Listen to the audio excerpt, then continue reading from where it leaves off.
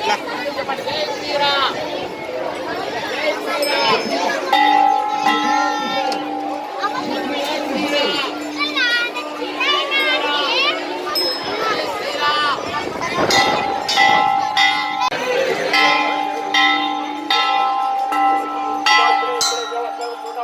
విధానం జరుపుతున్నారు. ఉపాసులు ఇప్పుడే దేవస్థానం రూపాయల విధానం జరుపుతున్నారు. జై శ్రీరామ్.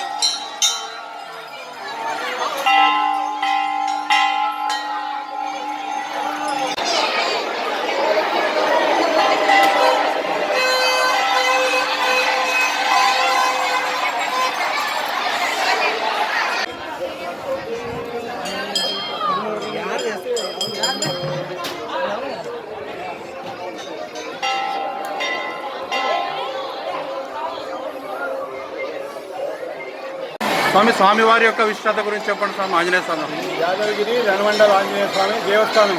యాదగిరి అనే పేరు వచ్చేసి ఇక్కడ మొదట యాదవులు పరిపాలిస్తున్నారు కనుక యాదగిరి అని పేరు. యాదవ రాజులు ఇక్కడ పరిపాలిస్తున్నప్పుడు ఇక్కడ ఆంజనేయ స్వామిని పూజ చేసి యుద్ధానికి పోయినప్పుడు వాళ్ళకి జయం కలుగుతుంది. అందుకే రణమండల. రణం అంటే యుద్ధం పోయేటప్పుడు పూజ చేసినప్పుడు వాళ్ళకి రణమండల ఆంజనేయ స్వామిని పేరు వచ్చింది.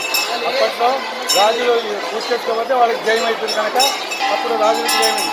ఇప్పటి కాలంలో మనం అనుకున్న పనులు కార్యసిద్ధి అంటే మనం అనుకున్న పనులు మన మనసులో ఉన్న కోరికలను నెరవేరుతుంది. మొదట నెరవేరింది, ఇప్పుడు కూడా నెరవేరుతుంది. చాలా మందికి సంతానమైంది, ఉద్యోగం వచ్చింది, తర్వాత వాళ్ళ కోరికలు నెరవేరింది. వివాహమైంది. 40 రోజులు మండల పూజ చేసిన వాళ్ళకి వాళ్ళ కోరిక వచ్చింది. ఇది స్వయంభూ ఆంజనేయ స్వామి. స్వయంభూ అంటే తానే ఉద్భవించింది, ప్రతిష్ఠ చేసింది కాదు. చుట్టుపక్కలంతా వ్యాసరాయలు అంటే రాఘవేంద్ర స్వామి 2వ అవతారం ప్రతిష్ఠ చేసింది. ఇక్కడ మాత్రము రాఘవేంద్ర స్వామి పూజ చేసినారు కనుక చాలా విశేష ఫలము. దీనిలో 3 అవతారాలు ఆంజనేయ స్వామి, భీముడు, మధ్వాచార్యులు 3 అవతారాలు ఈ విగ్రహంలో. ఇప్పటికీ మొదటగా పూర్వకాలంలో వాళ్ళకి జయమైంది, కార్యమైంది. ఇప్పుడు కాలం కూడా అనుకున్న పనులు అవుతుండేది కనుక జనాలు తండోపు వస్తున్నాయి.